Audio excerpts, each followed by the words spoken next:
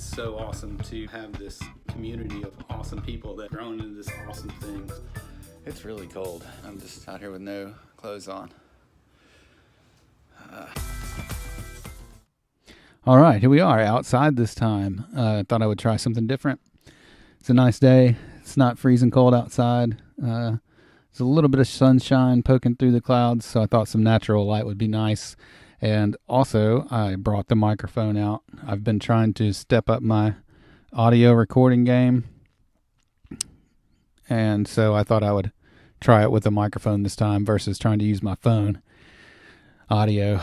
Anyway, it is the end of February, and a couple weeks ago we went to the Sylamore 50K, 25K, and 50K. And that was a really fun time. We had a blast. My daughter went with me this time. She ran her first 25K. Not only was it her first 25K, but it was her first race ever, really, outside of any 5Ks that she's ever done. So it was. She was a little worried about it because it is not an easy race. The course is not very flat, and it's not very easy. So going into it, I told her, look, just hike it. You got 9 hours to do it. If you don't feel like running, don't run. You can just hike it and you'll be fine. And so anyway, that was her first 25K. We drove up together and went to pick up our sweatshirts, which turned out to be black this year. Every year there's a different color.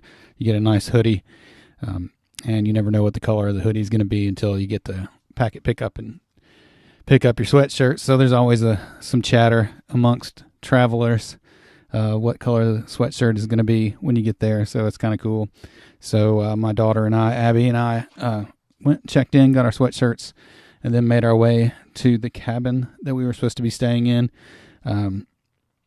We had a little bit of trouble finding it. It's like back in the middle of the woods, and it's like I just don't know. It's like our fourth year to stay in the same place, and every year seems like it gets more confusing to find it. But hopefully next year we'll know. Maybe the fifth time's a charm or whatever. But anyway, we made our way to our cabin. We recorded a podcast that night. You should definitely go and check that out because it's a good one. I like those live from Sylamore podcasts every year. They're a lot of fun. We just stick microphones in faces and chat for an hour. I think it's episode 134, episode 135 maybe of the Lift Heavy Run Long podcast.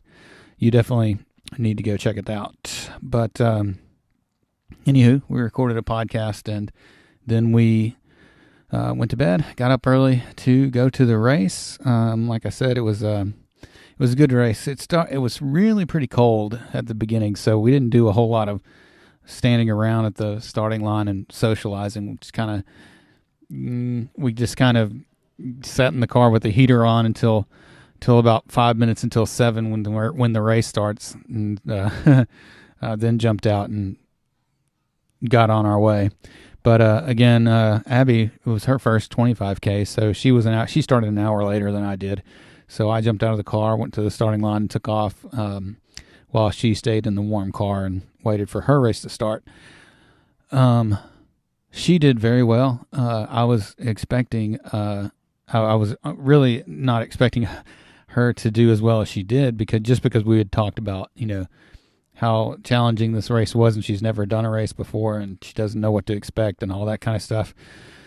Doesn't even have her own trail shoes, but she borrowed some from someone. It turned out she not only did she do pretty well, she ran in 4 hours and 30 minutes the 25K, and she crushed it. I mean, she did very well for her, considering it was her very first race ever. I mean, super proud of her for that because it was a challenging day, and so good for her. 4.5 hours on her Sylamore 50K. I think she's been bitten by the bug now, so I think she'll probably go do Big Hill Pond or something like that in October, and then probably go back to Sylamore again next year. and that'll be awesome. Myself, I had a pretty good race. Going into it, I wanted to break 6 hours. I did not break 6 hours. I was about an hour off. Finished in 7 hours and 9 minutes, and I was happy. I'm happy with that. It was fine. If I look, if I really haven't been training consistently until December, around Christmas time. I think I talked about this on the last vlog, or at least one of the podcasts. But around December, I kind of started getting my act together. Not only fitness wise, but just in a lot of different areas. But started training consistently around Christmas. So it's not like I had been training all year for this one event. So considering that, 7 hours and 9 minutes is pretty good. And I had written down my times for the last 7 years that I'd done. This was my 8th time to do this race. So I wrote down the 7 times that I had previous.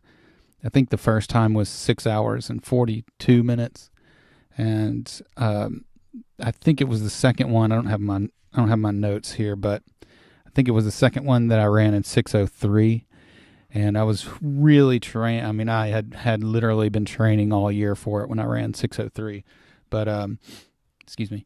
But the last 3 years have all been 7:20, 7:25, 7:30, something like that. So considering that, 7:09 is definitely progress across 3 or 4 years. So improving every year is awesome, and I can't complain about that at all. Now, I ran with my buddy Rob Connor, and we talked about it along the way. If we were a little more serious about our running, and really made that a priority, versus working out in the gym so much, we could probably dial things in a little more to improve on running. And I think that's what's going to end up happening over the next year, is just focusing on running a little more, making that a priority versus over the gym. So I've always said, well, if I go to the gym 5 days a week and run a couple of times, that's sufficient. But I think I'm going to switch that around and make sure I run and also go to the gym, but maybe put some priority on the running days and make sure those get done and don't get skipped.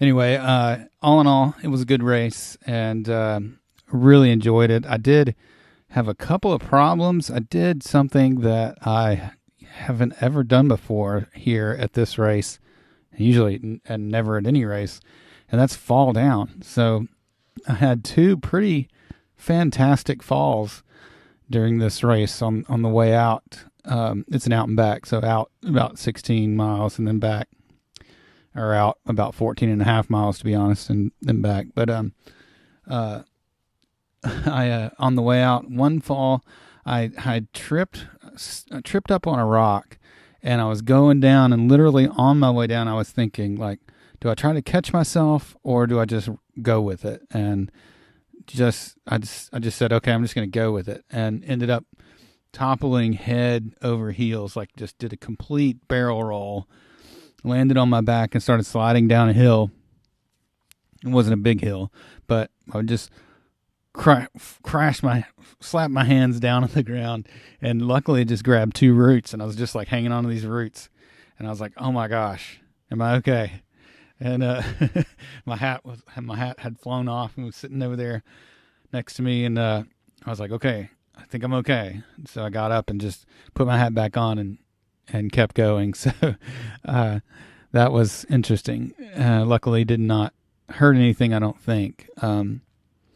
Unfortunately, on the way almost to the turnaround, there's a set of wooden stairs you had to go down, but this time I'd caught up with my buddy Rob, and we were running together, and I was right behind him. Well, he started going down the stairs, and as soon as I hit the stairs, my feet just flew right out from underneath me, and I just slammed right on my back on the stairs, and it did not feel good. It did not feel good at all. so sat there for a second, got up, and then continued on. But I think that my back is still kind of sore from that, and that was like a week and a half ago. But I don't think it's injured or anything. It's just I can just feel it, But anyway, went on to the turnaround and made our way back to the finish line, and Rob and I got to run most of the race together, which was a lot of fun because Rob was one of the coaches that I met when I first started working out. He's actually the guy that pushed me into running ultra marathons. So we've been talking about running this race together for like 8 years, and finally, actually, we got to go and run it together. So that was pretty awesome for me, and really enjoyed his company and getting to talk to him for that time in the woods. So it was fun. Again, next year we'll go back and we'll do better because I think training is going to be more focused, dialed in, and priorities will be made, and we'll do much better over the next year. I can't wait. It's going to be fun. Another Sylamore 50K in the books. Year number 8. It's been 9 years, but I skipped 1 year, so it was my 8th time. So we'll go for 9 next year. Can't wait for that. So that'll be fun. The other thing I wanted to talk about is I wanted to check because last time I had talked about not really New Year's resolutions, but more of like a New Year goals and things I wanted to focus on throughout this year. And a lot of things have happened this year. A lot of really, really good things. And in fact, it's kind of caused me to make a few adjustments since last we spoke and since the new year came around.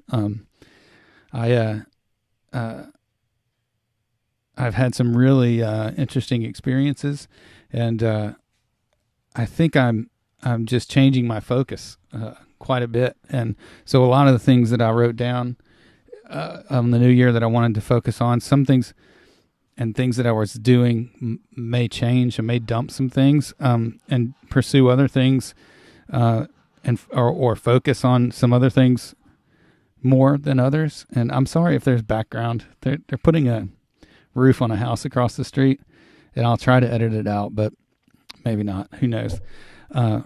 Anyway, I was listening to the James Altucher podcast the other day, and it really brought into focus how I've been thinking about things over the last month. He had on a guy named John Maxwell, and apparently I had never heard of John Maxwell before, but he's apparently the guru of self-improvement or leadership or whatever.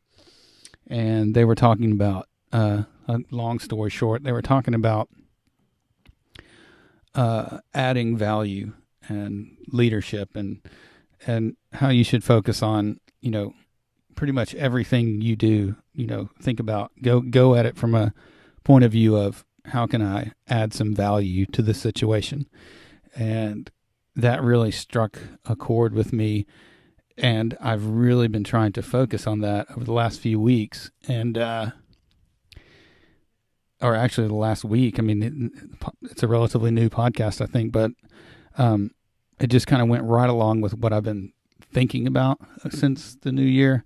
And that is like, what am I doing? Like why am I doing the things that I'm doing, and what's the purpose of the things that I'm doing? And so what I found was like, I've been doing a lot of things that just to really have no value to anyone, like posting Instagram pictures or, writing a blog post that doesn't really have a lot of meaning behind it, just to be doing things to be doing things. And the more things you do, the better. I think that's I think that is a mistake. I think if we focus on why we're doing something and focus on helping other people or adding value to whatever situation we're in or whatever circumstance we're in, I think we would be much better off. So what I'm going to do, what I've decided to do, is just kind of analyze everything that I've had on that New Year's